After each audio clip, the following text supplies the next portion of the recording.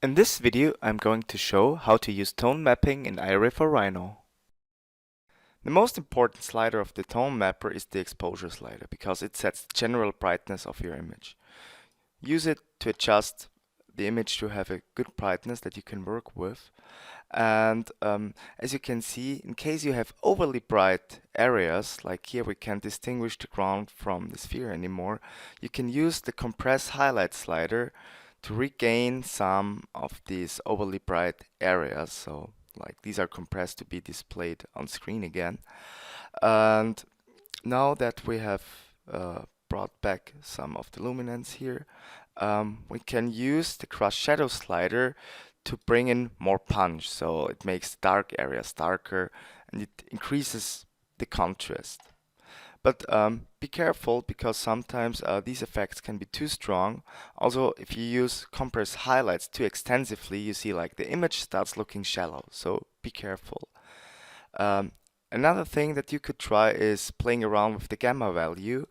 And lowering the gamma value typically results in an image that looks to have more contrast. So the colors get richer, so you might even need to compensate in such a case by reducing the saturation slightly. But if this is what brings you to the desired look, feel free also to play around with these values, as you just want to make sure that your image is looking good. The vignetting effect simulates the darkening around the corners of an image that you see with analog cameras. So if we dial in, you see that we have this darkening going on. And we also can make a white balance. So higher values give a warmer tone to our image, while lower values make the image to appear cooler. Use this if you want to compensate for the color of artificial lighting. The default value is 6500. Tone mapping in interior is another scenario that I would like to show you. In interior renderings, typically you have strong contrast between very dark and very bright areas. So once you have set the general exposure to be fine, let's compress the highlights so we see the details outside the window. This is good.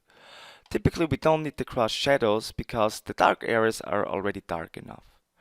One method that you can try is increasing the gamma value, which reduces the contrast of your image. So setting this to something like 3, you see that the dark areas tend to become brighter and we kind of lose some contrast in our image.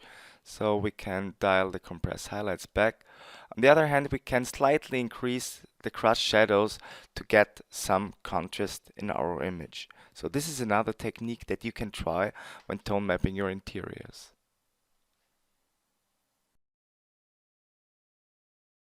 If you want to learn more about our software, visit us at nvidia.com/iray.